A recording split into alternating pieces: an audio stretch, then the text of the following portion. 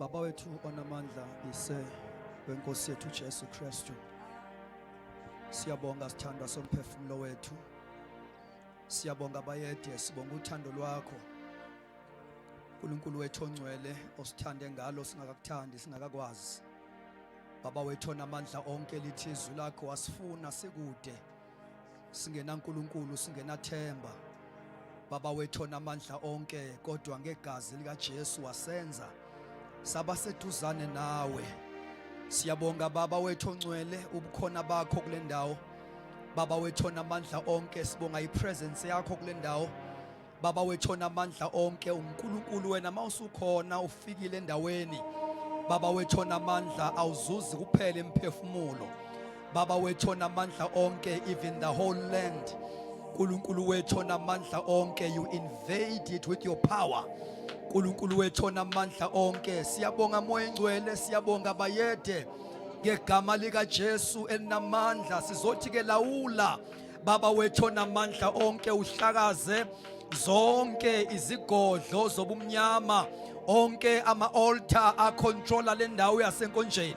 Baba wethu onamandla onke, arise King Jesus and let all your enemies be scattered. Baba wethu onamandla, siyabonga uyinkosi yamakhosi. Baba wethu onamandla onke, evukile kwabafileyo. Baba wethu onamandla, uNkulunkulu ongena kuvaliwe. Baba wethu onamandla, siyabonga.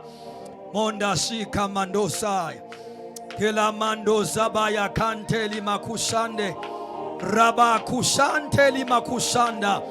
Bayede Nkosi, bayede somandla, bayede mdala weinsuku, khuluma nathi ke tonight. Baba wethu onamandla, let your word create. uNkulunkulu wethu onamandla onke, ngoba ilizwi lakho liyadala, lidala izinto ezingekho zibe khona. Yenze njalo ke Nkosi, lenzela udumo igama lakho ngoJesu Kristu inkosi yethu, amen. Siyabonga abathandekayo, singahlala phansi egameni lenkosi. Asibingelele ngokuyithoba okukhulu. Sibingelele ingceku zenkosi ezikhona la. Sibonga kakhulu Baba Ngwane for banisamukele. Sibonga befundisa abakhona. Sibingelele kakhulu kuDade wethu Faith, the Virgin Bearer. Sibonga kakhulu uNkulunkulu ngokuba uvume ukuhloshwa uNkulunkulu ngalomsebenzi ongelula. Amen. Ngazi makhona ongcono ongangenzela khona. Uze ngayibeka emlonyeni. Amen. Siyabonga kakhulu ngibingelele kakhulu mfowethu Mbulawa. Thank you so much, man of God. Uba siphinde sibonane kule ndawo yasenkonjeni. uNkulunkulu uhlela ngendlela yakhe. Amen. uNkulunkulu uhlela ngendlela yakhe. Siyayibonga inkosi and siyathanda futhi uba si acknowledge nje ingceku zenkosi eziqalile ever since le revival iqalile. Alibonga igama lenkosi. Sibonga umsebenzi uNkulunkulu awenzile ngabo egameni lenkosi. Ngiyacela nje bathandekayo sinikeze uNkulunkulu udumo ngoba sibasishayile izandla inkosi kakhulu. Amen.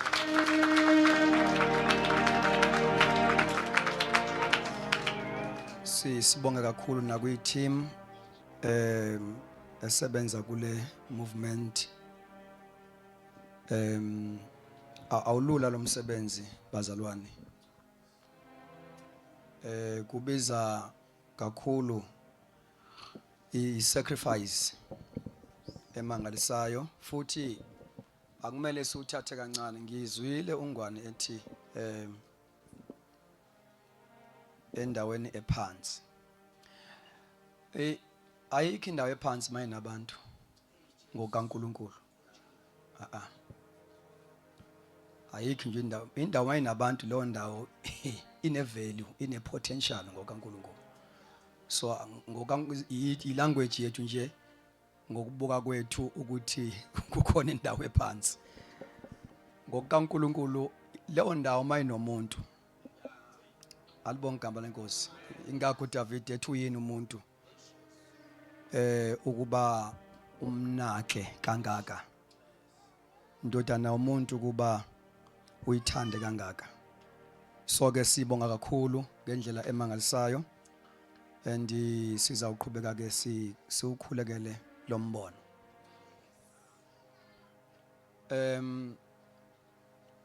Uma uNkulunkulu ezambula ekunikeza iassignment usuke ngaqala ukukunika iqala ukwambuleka kuwena hayi ngoba isuke iqala ukufika wena osuke uqala ukuyibona but ngokaNkulunkulu isona sizathu senza ukuthi akudale.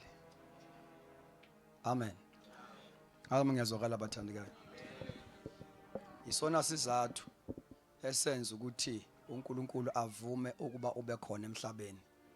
Ile assignment ihamba imbuleke as time goes on. Alibonga igama lenkosi, iqala impilo ibe nemeaning.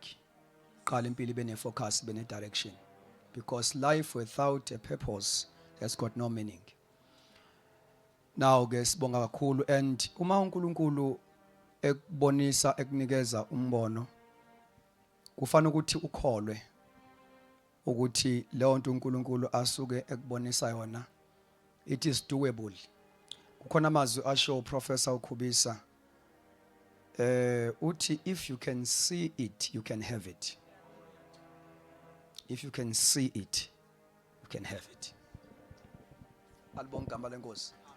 So into oyibonayo oyiboniswa uNkulunkulu pertaining your life, for the fact that you can see, that means you can have it. Amen. Ungakwazi ukufinyelela kuyo, you can reach out to it, ibe practical uyenze. Ungayidoubt ngoba eqinisweni impilo iqala lapho bazalwane bami enkosini. Ngifuna ukuba sibuke indaba ye divine purpose, icebo likaNkulunkulu ngomuntu. Noma sibuke indaba ukuthi uNkulunkulu unguNkulunkulu wecebo. Ukhona because of icebo likaNkulunkulu. Ngicela sixoxe nje bathandekayo singashumayezana. Amen. Ngicela sifunde le verse elapha yakwencwadi yezenzo chapter number 9 ungifundele uverse number 5 and 6. Ngicela sifunde kwelesizulu angithi siyasizana bafowethu. Ningifundele kwelesizulu izenzo 9 verse 5 and 6.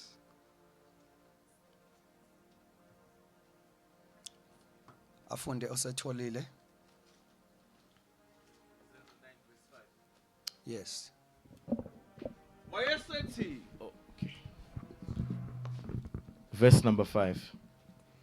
Wayesethi ungubani inkosi?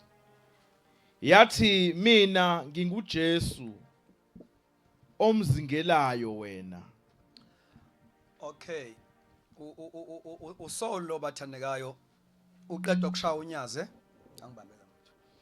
Uqeda ukushaya unyaze ubheke eDamaseko. Sengiyashumayela bazalwane. Amen. Cela kubona izandla zenu. Amen. Yeah. Verse number 6. Now uverse number 6 lapha kwelesizulu ukhona into ongeke uyiveze. Ivela kwelesilungu. I-New King James noma ngabe King James noma ngabe NIV. Ngicela ngifuna sibambe lento ukuthi ngale ngathi uSaul esindiswa eshaya unyazi ebheke eDamaseko eyobulala amakholwa. Ephethe incwadi officially yokuba yakwenza lokho. iBhayibheli lithi ke ngale ngathi ehamba ebheke eDamaseko wahlangana noNkulunkulu, wahlangana noJesu in a form of a light and a voice. Alibonga igama lenkosi. Light and voice. Ayehamba nabo bayibona ilight kodwa ivoice abayizwanga. Yena wakuzwa kokubili. Wabona ukukhanya. Ukukhanya okwaku angazi ngizokuthi kwaku supernatural ongizokubeka kanjani because wakhanya emini kukhanya kodwa abakhona ukukhanya okukhanyayo kusemini. Alibonke igama lenkosi. Uma esefakaza uPaul uthi kwakusemini enkulu. Kwakusemini enkulu kwakhanya khanya. Bakune light oyidingayo. Uthi uJesu ungukukhanya kokuphila, the light of life. So your life need light. That is why impilo yomuntu uma engakahlangani noJesu, two things. Leyo mpilo isebumnyameni. Noma ungaba no Eskom ekhaya ukhanyise kodwa ukhanyisa nje impilo yakho imnyama, ngakhanya endlini ngakhanyi kuwe. Praise God. So you are living in darkness. Number two, impilo uma ingakafiki kuJesu, leyo mpilo yimpilo efileyo. That is why mawuthatha uJesu uthi uPaul uniphilisile, univusile nani enanifile ngenxa yephambeko zenu. So ukuphila uJesu engafikanga yimpilo leyo eshoda ngempilo. That is why uthi uJesu uma nje umuntu eke walizwa izwi lami wakholwa ngongithumileyo, lo muntu uyadlula ekufeni angene ekuphileni.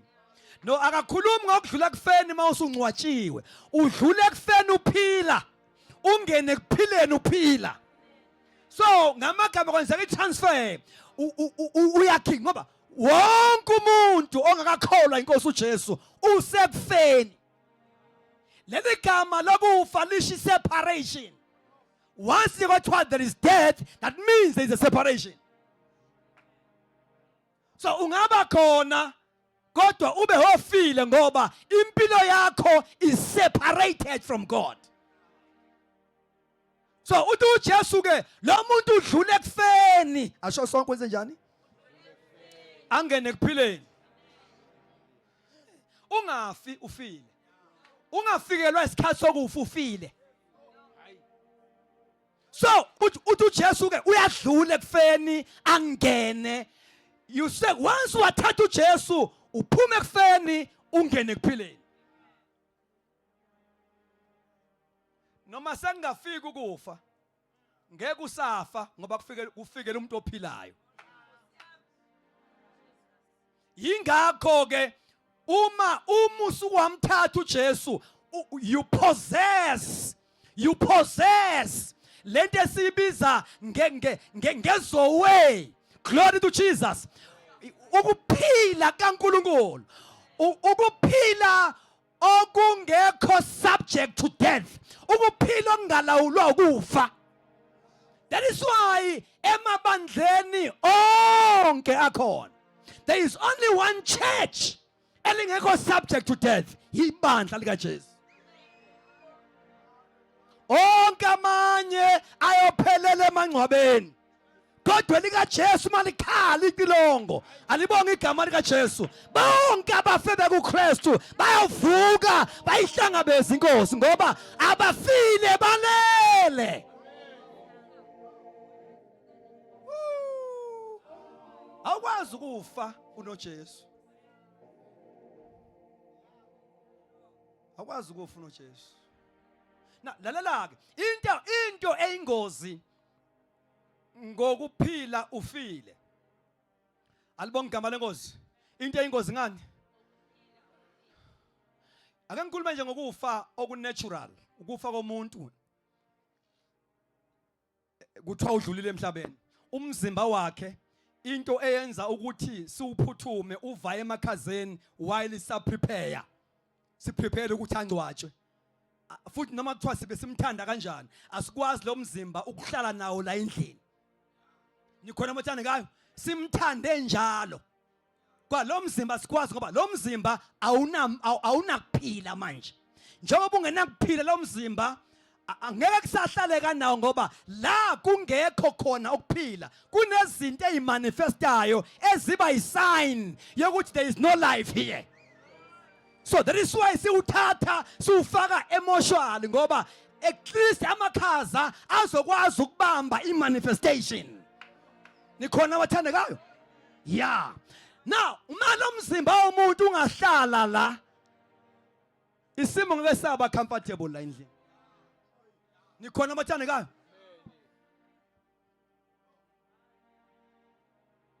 That is why uNkulunkulu ekuthanda.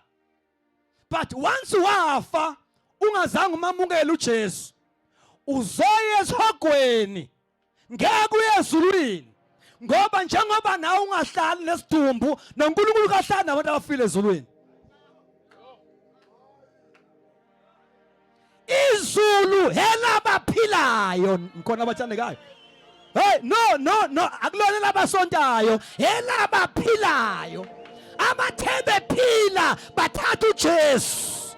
Glory to Jesus. Nikhona abathandekayo. Now noNkulunkulu ke njengoba nawe ungahlali nesidumbu nenkosi ayihlali nedumbu ezulwini. Umthatha uma wakho umthanda uyomfaka engcwabeni. Glory to Jesus. Uyithatha ingane yakho uyithanda uyayithuna uyifaka engcwabeni uyithanda.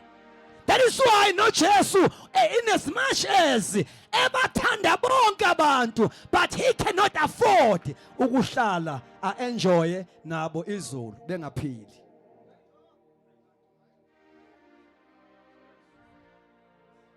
Now. You see why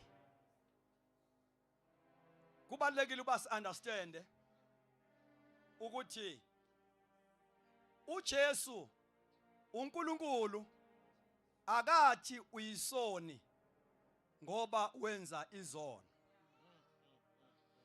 Awusoni soni ngoba khona okwenzile. Nikhona abathandekayo? Nikhona nonke? Awusoni soni ngoba kukhona okwenzile. Uyisoni ngoba uzalelwe esonweni. Glory to Jesus. Manje ke lento esibiza ngezono zimpethu ezisho ukuthi akukho ukuphila. Ngoba once wamukela uJesu it's like uNkulunkulu kulomuntu who is lifeless.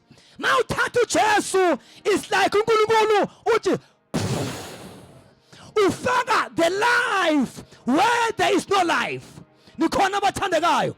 Now yonke lento esibonayo esibiza ngezono ukujola ukuthakatha ubufebe ukipita zimpethu ezisho ukuthi impilo ayikho. That is why awukwazi ukuzenzela ukuziyekela lezi zinto ezikuhluphayo. The only way ongayenza ukubuthatha ukuphila. Once kwangena ukuphila ziyanyamalala impethu. Awudinga ukujoin isonto ukuze ube right. Udinga ukuthatha uJesu bese uye esontweni.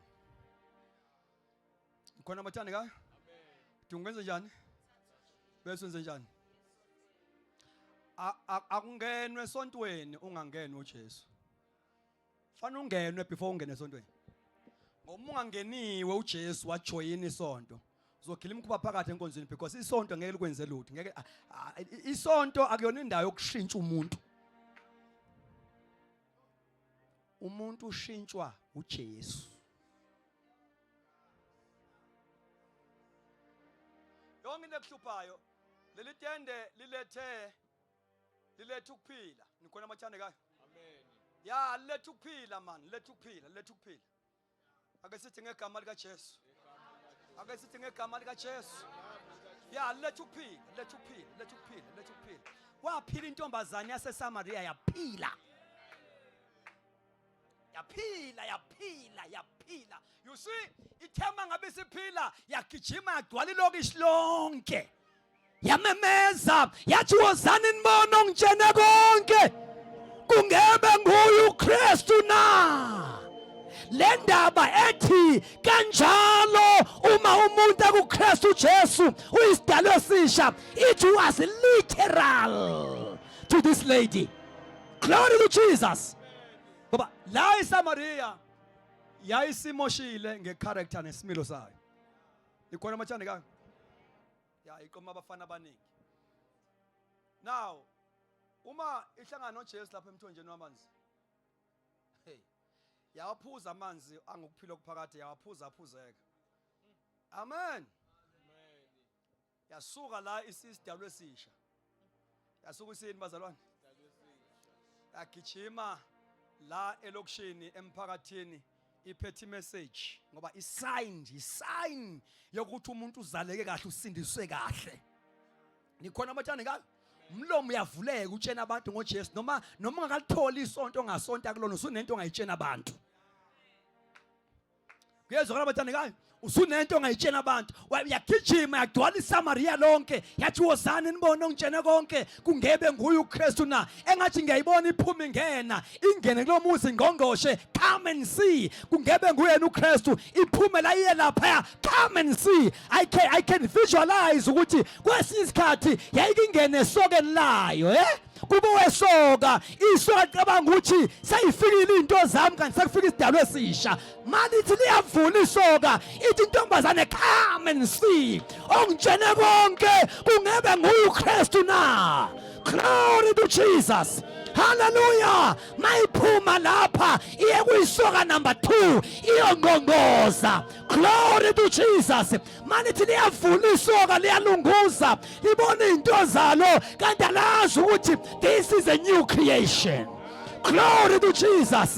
With the message, come and see. Kungebe nguye yini uKristu na. Kola bashanta. Engathi ngiyayizwa inkosi. Leli tende lizoraise amantombazane, lizoraise insizwa ezoba crazy with the gospel message. Come and see. Shantalaba Koli masuka pala. Oh Samantha zivusele amantombazane, zivusele insizwa, zivusele obaba nabasendlini abezwayo le message ungabanikeza ukuthula. Come and see. Come and see, come and see, come and see, come and see. Glory to Jesus. Kungebe nguye uKristu na. Lama revivers azovusa abantu abazothi besindiswa bebe begijima ne-message.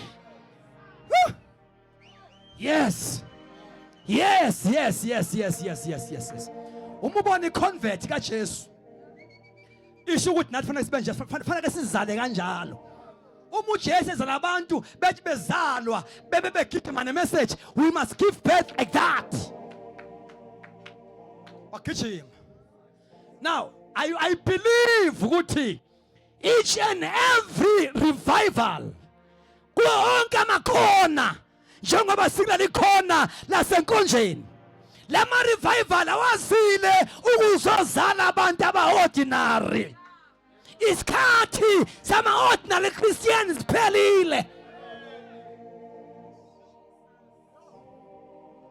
Isikhathi sama-ordinary Christians is over.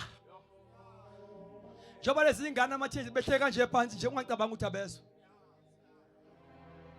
Lento ekhunywa la iqeda i-appetite kubona. Yothando lwezwe. Abazi nje bahle phansi nje sishuma lapha sibaphela ngomuntu ngasendla. Nikhona amathandekayo. Lento sikhuluma lapha yabathakatha. Glory to Jesus. Their life will never be the same again. And the devil is a liar. Noma ngabe imapha ama-vows awenze ngeyouth yasenkonjeni siyawakhansela ngegama likaJesu namandla. Praise the Lord. Ungacabanga ukuthi ibandla likaJesu lishumayela information kuphela. No. Selokhu limile leli tent. There is a shift in the realm of the spirit. Nikhona abathandekayo. Leli tent li-declaration. Nikhona abathandekayo. Kwizigodlo zobumnyama. Upuma kwalo is the declaration of war. Glory to Jesus. It's a declaration of war. Asimisang itende simisi altar. Glory to God. Nikhona abathandekayo simisi altar. Any altar lika Jehovah is a superior altar. Glory to God. An altar that is superior is the one that will take over. Ngegama likaJesu. Ngegama likaJesu. Ngegama likaJesu. Ngegama likaJesu. Ngegama likaJesu. Kola bashan. Kulima sukapa. Father, I pray your word to grow mightily and prevail. Ngegama likaJesu namandla. Izwi alikhule namandla linqobe ngegama likaJesu. Glory to God. Glory to Jesus. I'm not sure noma simi kuyisite yomuzi womuntu noma it's just an open space. Kwala content angisho nje ukuthi makuyisite labantu abakwakhala ngeke bayigeje isalvation. Ngeke bayigeje isalvation ngeke. And inyanga eziyofika ibethele la ikhonkwane ziyobhamba ngoba sithathe sakha kwaba iBethel. Glory to God. Hallelujah. Yes. You see, as we pitch a tent here, we are taking over even the ground, even the land. Glory to Jesus. Yonke into eyakhulina lomhlabathi ngabathakathi bendawo siyakhomanda ukuthi umhlabathi mawuyivomithe yonke ngegama likaJesu namandla. Imessage ezishumayelayo ayiziwe nangumhlabathi. Ayiziwe nangumhlabathi. Khola baba. Henta pakato pakasante. Hela bashanta kapala. Akekho ngeke asindiswe oyobe kunyawo lwakhe kule ndawo. I am declaring in the name of Jesus, this is a center of salvation. This is a center of healing. This is a center of deliverance. And the devil is a liar. The devil is a liar. The devil is a liar. The devil is a liar. uJacob ke wahamba wafika endaweni la khona uyise wakhe wayemisa ialtari khona. Glory to God. Mayethu uzama ukulala walala endaweni okwathandazwa kuyo. Kwavele kwavuleka izulu. Kwavele kwavuleka izulu. Glory to Jesus. We confess that surely the Lord is here. Glory to Jesus. And this place is a gate of heaven. We are declaring that. Ngegama likaJesu. This is a portal. This is a portal. Ngegama likaJesu waseNazaretha, inkosi yenkazimulo mayifuna ukulunguza kubantu basenkonjeni izawulunguza kule portal.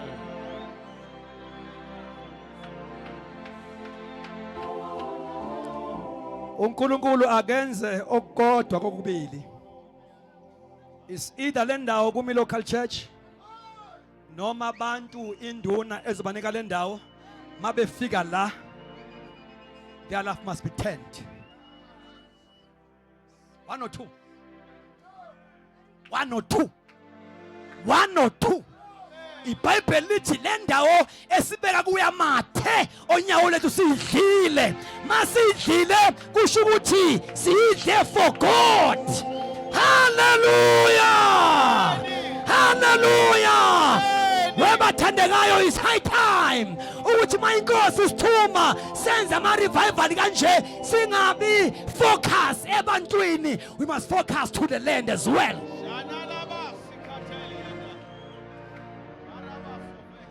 Must focus. You see, I plan ne purpose kaNkulunkulu nge preaching of the gospel is not only for soul winning, but also is to take over the territory.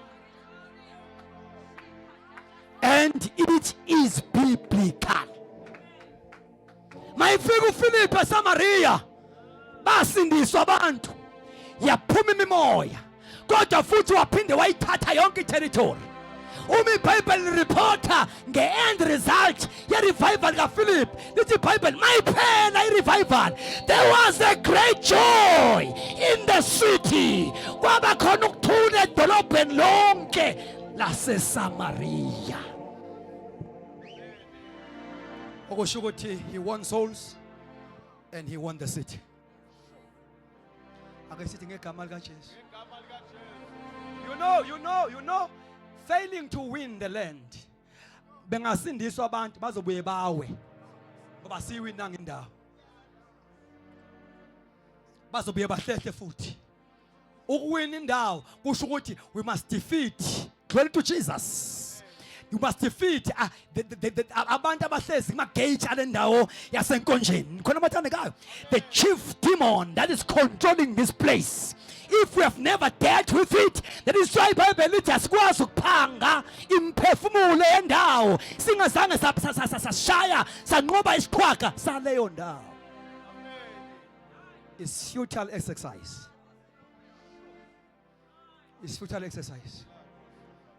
Failing to deal with a strong man, si focus kuma souls, we are fighting a losing battle. But praise God, I can feel in my spirit. Hallelujah. I can feel in my spirit ukuthi uJesu uyincedile. Let him wabanceda abathandazayo, walinceda ibandla. Glory to Jesus. Kukhona singeke sikubone manje kodwa in years to come. In years to come. Webazalwane, uNkulunkulu mayifikile endaweni, is either uNkulunkulu ufika emntwini noma ufika endaweni, ziba khona izinto ezingama-sign ukuthi wafika uNkulunkulu la. You know that? Even kubantu as individuals, uNkulunkulu afike literal empilweni yomuntu noma engafa. Awuzame ke ukuthatha njengoba kwenza kwaElisha, bazama ukungcwaba uphosa isidumbu ethuneni lo muntu owafikelwa uNkulunkulu literal. Bathe mabesiphosa isidumbu savuka saphila.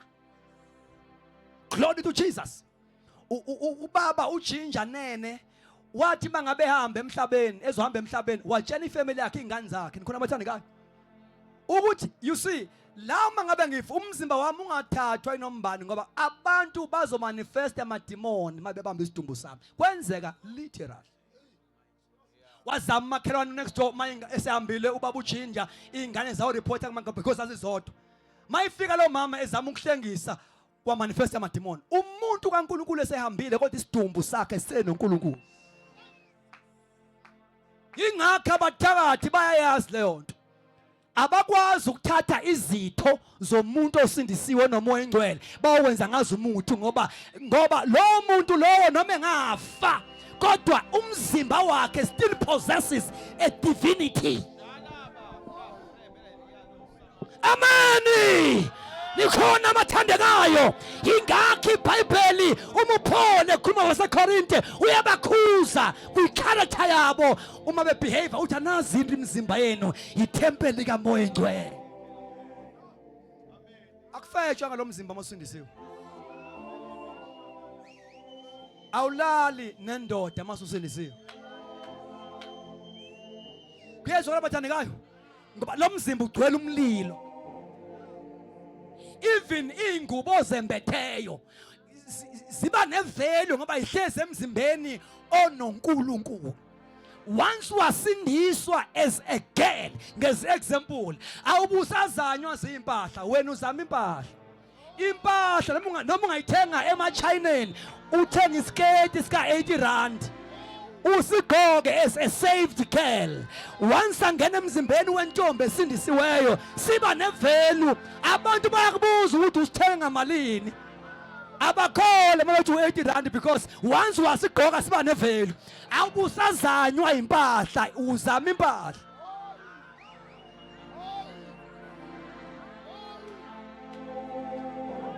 Zama impahla. Abantu abangasindisiweyo ivalue yabo, abantu abangasindiswanga ivalue yabo bayifuna into ezimaterial. Once wathatha uJesu, you become valuable. Nesitulo hlezi kuso sinomkhuleko ukuthi engabe sasuka ngoba kuhlezi uThixo. Nikhona amathandekayo? Can you give me 5 minutes? I want to wrap up something here.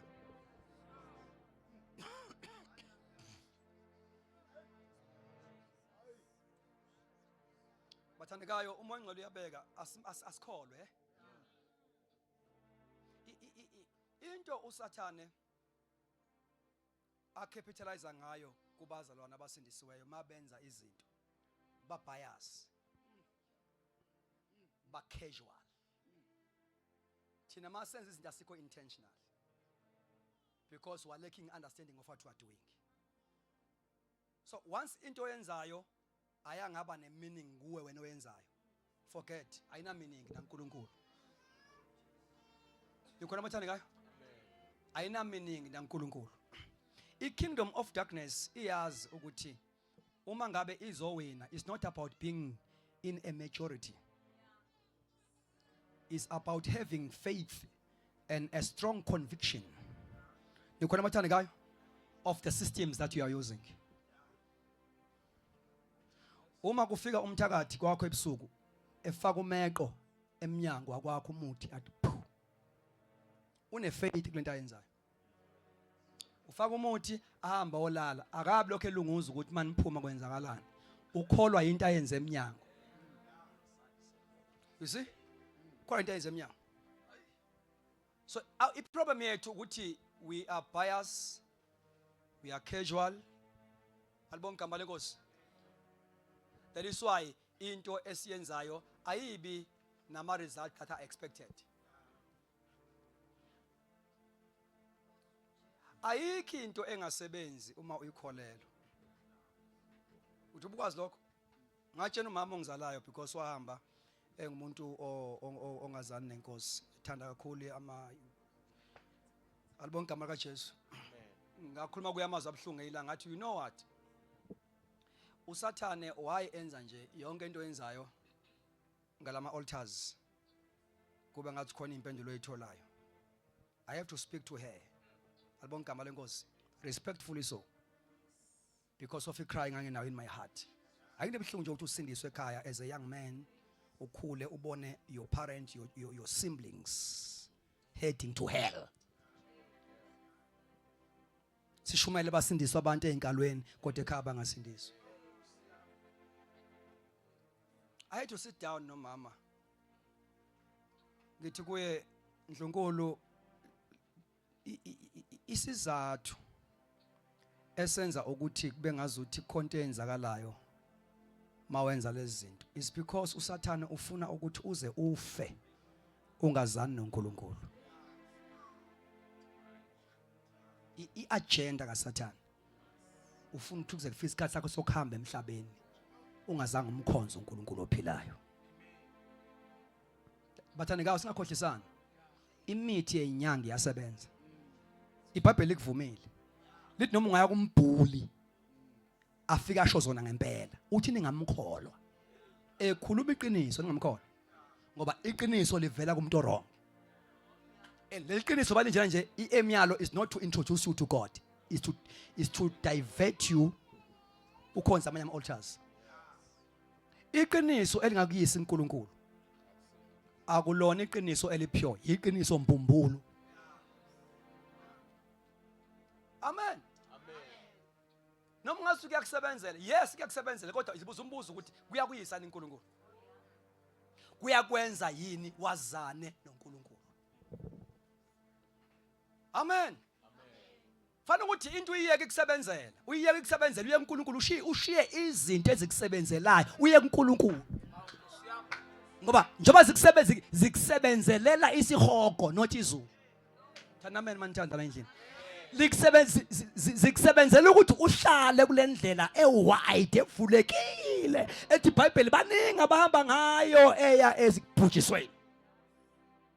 Ungasicabange nokuthi yabona noma isonto lakho lingaba nabantu abaningi leyo nto ayisho ukuthi ayo baningi nje kuyiwe ezulwini. uNkulunkulu kanandaba neningi uyakwazi lokho. Ukhume kubafundi bakhe bewu70 ku chapter 6 book of John. Walethi teaching wathi ngingumzimba ngiyisinkwa esehle ezulwini odla inyama yami aphuza igazi lami. He was giving them a very strong teaching. Uthi noma efara umuntu ophila kulalele 70 disciples. Mayekedi teaching yakhe kwasuka abaningi but no ngeke sikwazi kuyihlala le. These are very strong words. Alibonga igama lenkosi. Basikwazi ukuhlala imfundiso enzima ngaka bahamba. uJesu ngoba is not after iningi ubuza abaseleyo. Manga uparaphrase umbuzo wakhe uthi nabo behamba abanye nina nihlaleleni. Ufuna ukwazi sizathu sokuhlala kwakhe because uJesu kanandaba nokuthi uyamlandela ufuna ukwazi sizathu why. Now among the disciples ezayisele kwakhona uPeter. And uPeter had to give an answer. Njengomuntu wayethanda ukukhuluma kuqala. Uthi Jesu thina masikulalele asikuzwanga njengalaba ya. Uma sizwa lemfundiso umuntu ongayithatha lemfundiso ingamyise kuphileni okunguna phakathi. Lamazwi athi singasuka kwesiyephi ngoba amazwi akho anokuphila okuphakade. Asho ukuthi your teaching can lead someone to eternity. Uthi kasibone singaya kuyo. Sifuna ukuba sihlalele inzima injalo ngoba uma sizwa kahle nje ngathi kunokuphila okuphakade. Nikhona amathanda kayo? Ngathi kunokuphila okuphakade. Uyaqhubeka futhi uPeter uthi siyakholwa futhi siyazi. Engathi duwe Jesu ubukhuluma nje i-teaching yakho isidlulise kuyi-faith yasifaka kuyi-knowledge siyakholwa futhi siyazi. Sesiyazi ke manje. Asekho nje kuyi-faith nje but sesiyazi. Sesiyazi. Alibonga igama lenkosi. Sesiyazi. Now ngifuna ukuthi before ngivale you are here for a reason. Usemhlabeni you were born for a reason. You were born for a reason. You were born for a reason. Ungumuntu wecebo. Ukuthi wazalwa waphika. Akusho ukuthi uyimistake phambi kaNkulunkulu. Ukuthi awubazi abazali bakho akusho akakwazi uNkulunkulu. Ukuthi uphikiwe akusho ukuthi uphike uNkulunkulu. Uma uNkulunkulu edala la sifunde khona uthe uPaul uma ngabe eshaya unyaza ebheke eDamaseko wabuza imibuzo emibili. Amen. Wabuza imibuzo u2. Umbuzo oqala uthi ungubani wena Nkosi? I like that. I like that. Utshela ubantu inkosi le. Utshela ubantu inkosi le. Kusho ukushaya akekho umuntu ongashaya nje ngashaya inkosi. Lempama engishayayo. Hayi inkosi le. Hayi inkosi. But ngifuna ukwazi ukuthi yona yipi. Who are you, Lord? Hayi umuntu ngashaya kanje. Ashaye mina Paul. A murderer angigugize phansi, supposed to be a king. Ngubani wena Nkosi? Ngoba uma uzosindiswa, you must call him Lord. Must call him Lord. Uthi nguJesu omzingelayo. Wabuza umbuzo wesibili, uthi ufuna ngikwenzeleni? Yabona, ukusindiswa activate the assignment. Activate the reason for your existence. Kunento ethule kuwe, iyo activate uthatha uJesu. Ithuli lele idormant. Nikhona mathandekayo. Once umuntu wasindiswa, uyaqala manje a discover his divine plan, purpose for existence. Now, yanyakaza i-calling kuPeter. Yanyakaza i-calling yabupostoli. Ufuna ngikwenzeleni? Ithi inkosi ivuka ke. Ngathi usufike khona kodwa ngeke siqede konke la. Vuka ungene emzini zotshela.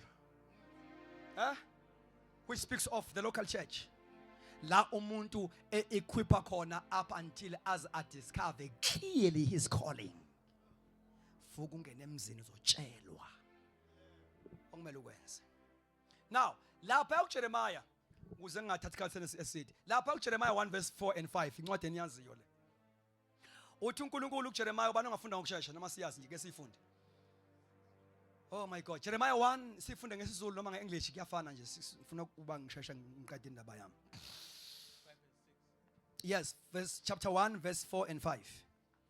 Wafika kimi izwi likaJehova lathi. Yeah, before nje uNkulunkulu azokwenza indaba ukuthi azambule kuwena.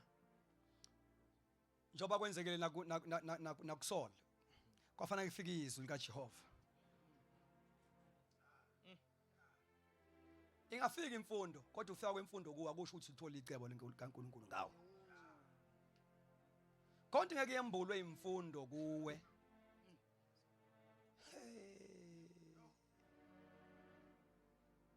Engeke yembulwe ungahlakanipha uthenje nangumphakathi kodwa inhlakanipho nayo ingakusizi ukuba uyithole wena.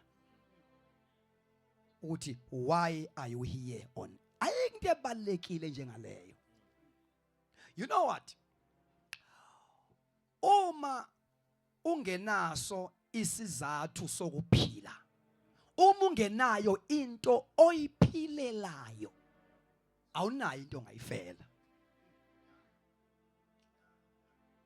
Futhi uma ungenayo into ongayifela futhi ungenayo oyiphilelayo, leyo nto isho ukuthi alusufa ngoba kufanele ukuthi ube nento oyiphilelayo. Uthi uPaul ukuphila kimi kunguKristu and ukufa kuyinzuzo. Fanele ube nento oyiphilelayo ube nento ongayifela. And that thing must be meaningful. Amen. Amen. So, kwafika kimi izwi likaJehova lathini izwi likaJehova? Ngingakakubumbi esiswini ngakwazi. Now, leyo nto ke ethi ngingakakubumbi esiswini. Kuphi khona bathandekayo? Khulumani nami. Kuphi khona? Ubani obumba ingane esiswini? Ingozi yokwenza abortion uphazamisa uNkulunkulu ebumba. Icala onalo. Angathi ukushula isisu nje uphazamisa uNkulunkulu ebumba.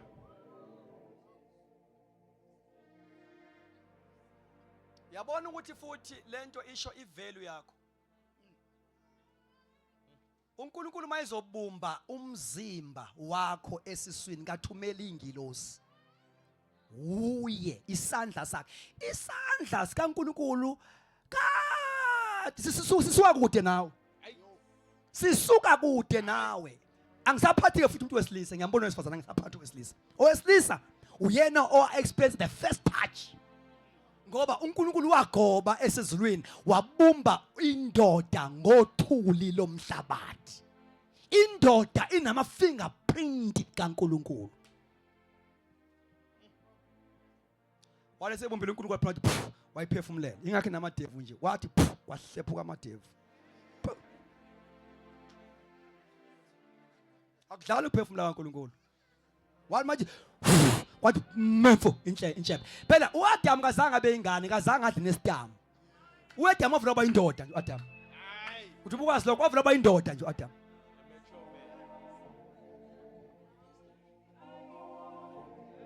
wathi mangabathi iBhayibheli ngapha waba ngumphefumulo ophilayo kodwa I believe ukuthi kwathi memfu namadevu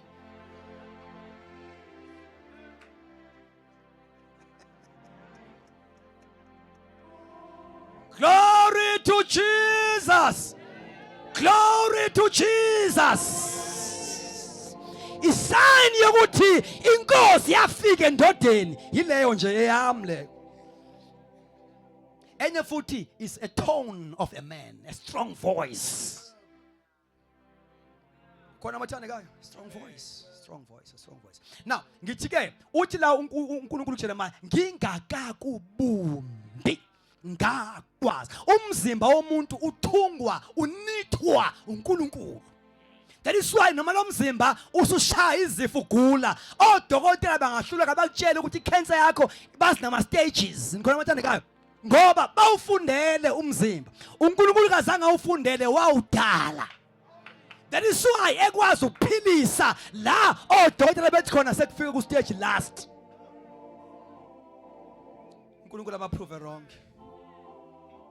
That is why noma ngaba ne medical aid themba uNkulunkulu kakhulu ngoba ziyafika ikhadi la khona ne medical aid izibe exhausted ungaphili. Igama lika Jesu li medical aid engabe exhausted. Ivusa umuntu esenunka, ivusa umuntu sekuthiwa sekuphelile. Once labizwa igama lika Jesu kunyakaza umzimba. Yes. Power in the name.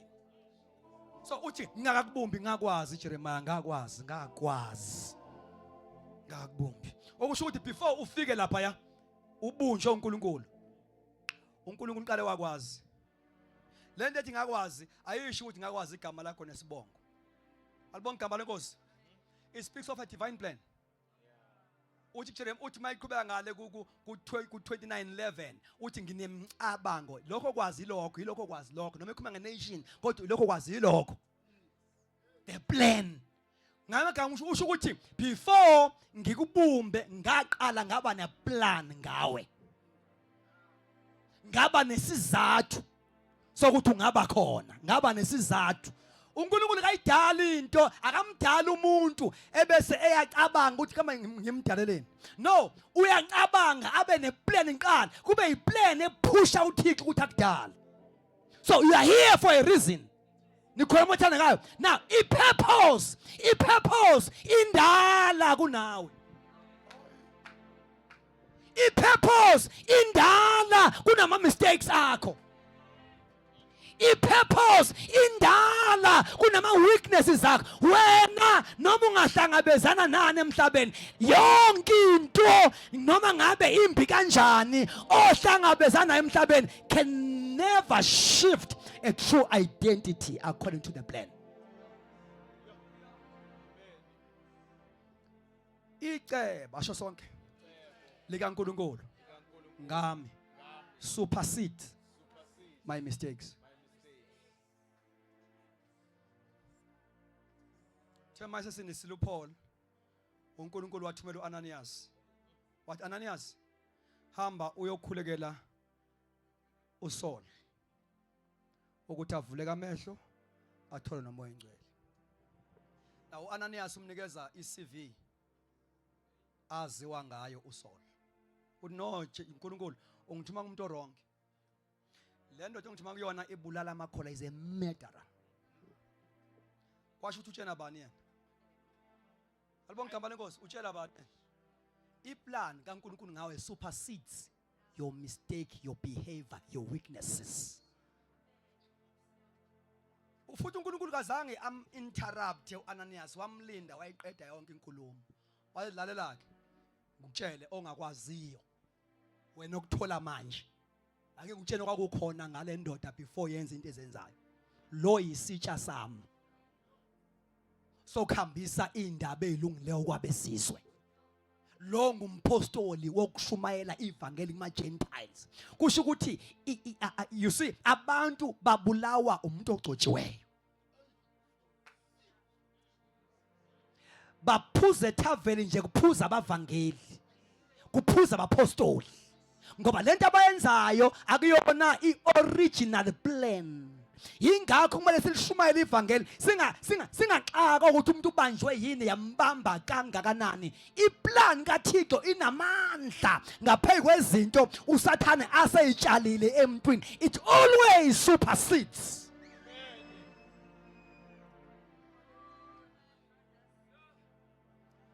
Uhafonke weNew Testament wencwadi ubhalwe ngumbulali. Glory to Jesus. Hallelujah. Lendoda ibulala amakholwa nje pregnant of a New Testament. Pregnant of a revelation yebandla. What to Jesus, I couldn't afford to lose this man.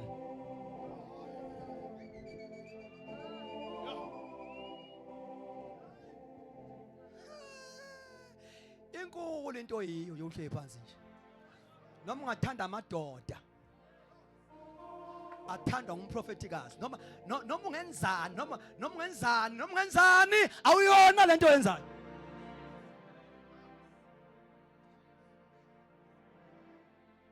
Une value engalahleki.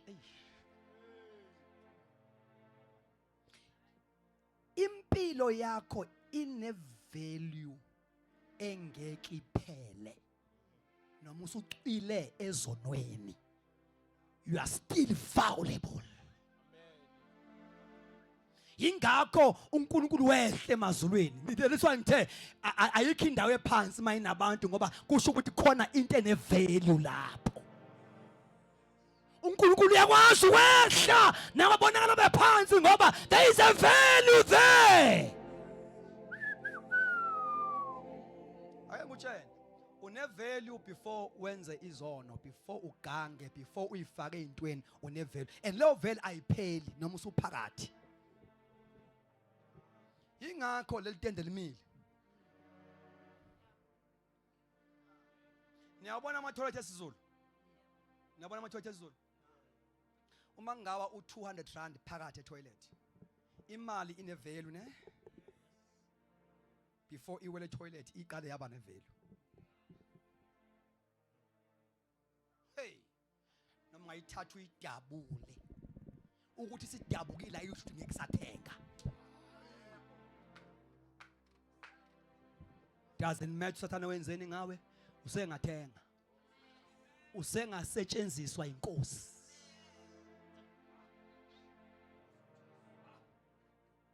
Uma imali wele la etoilet uzama ngayo yonke indlela. Uyikhiphe. Uyisule. Uya overlook amanyala. uJesu kaxakwa iphungo kulona. Abantu bangakurejecta, Jesus will never reject you. Noma ungabisha kanjani. That is why intombi yaseSamaria wathi uJesu maya kuyo abafundi bathi no, we can't go there. But uJesu wathi la ngiyakhona. Ngoba belithe iBhayibheli kwakuswelekile. Kwakuswelekile ukuthi alidabula iSamaria. Kwakuswelekile ukuthi kwakuswelekile ukuthi alidabula iSamaria. Kwakusweleki. Hey, engathi kuswelekile even tonight. Kuswelekile. Even tonight kuswelekile. Uyabona indlela ikaThixo ke simane ngezinyawo. Indlela kaThixo eyiphakame ngakhona. The Bible says uJesu owakuswelekile alidabula. Kanti yena uyazi. Alizokudatshulwa yimina phese. Solidabula ngentombazane. Kodwa fanele ngiyisebenze kuqala.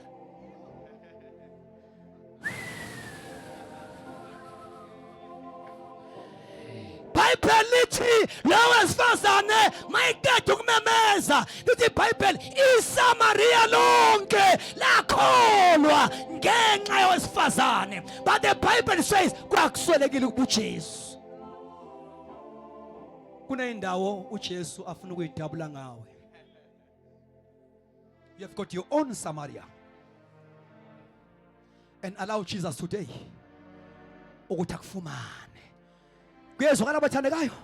Allow Jesus today ukuthi akuthole.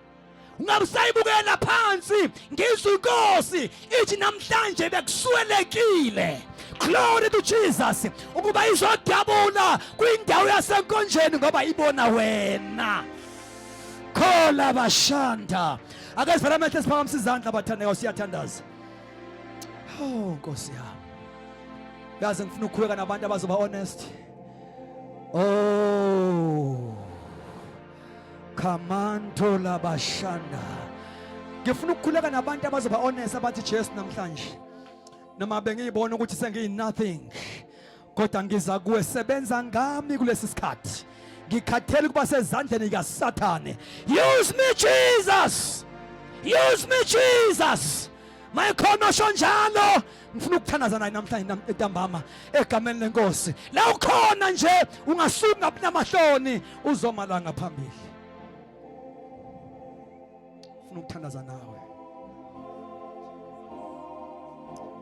Mayikhono shonjalo. Othi mfundisi thandaza nami. Cela usuke la khona uzomala. Baba namahloni just come stand here. God bless you. Kolaba baba shentekekepa. Just stand here, my brother. Come closer. Ukeni masuda baya kantola baba. God bless you. God bless you. God bless you. Webathandeka umoya ngcwele ukhona stand.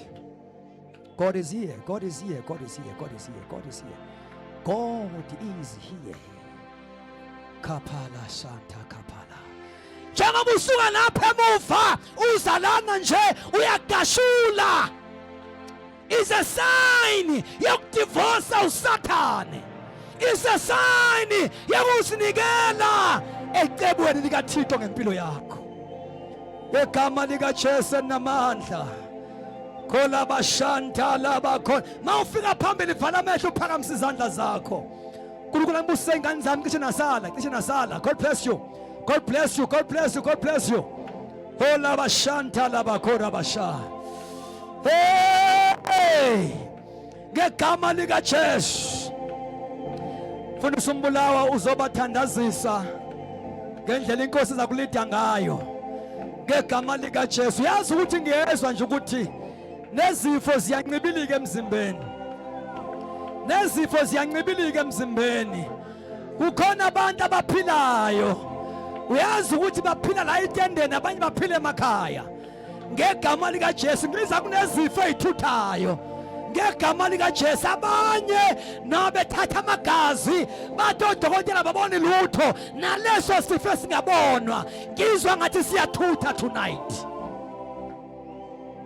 Uzobathandazisa mbulawa ngegama likaJesu. Phakamisa izandla zakho wavala amehlo akho. Mabungekezi uselapho ngasemva kuseyithuba, you can still come. Suka lapho baleka kuphima phambili kunento uNkulunkulu azozivusa. USathane beke sethu uphumelele kuzibulaleni. Kunento uNkulunkulu azozivusa.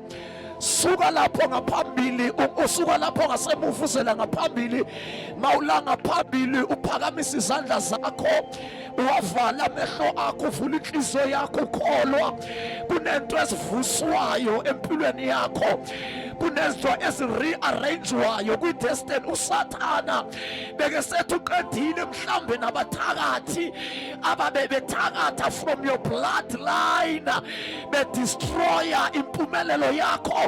bebethi baqedile. Little did they know ukuthi namhlanje uJesu uzodabula endaweni yasekhonjeni kuvuka into abese ngoba makefika bazalwane nanomini uSathane bekesethu uyiqedile nanomini uSathane bekesethu uyibulele makefika uJesu into abezifile ziyavuka akazange agcine ngokuvusa abantu isona into abezibulawe nguSathana empilweni idestiny yakho ifuture yakho iphupha lakho impilo yakho akukho uJesu angeke akuvuse ingakho make yakuLazaro ethi mina ngikukuvuka ngikukuphila okholwa kimi nobe befile uzawuphinda aphile.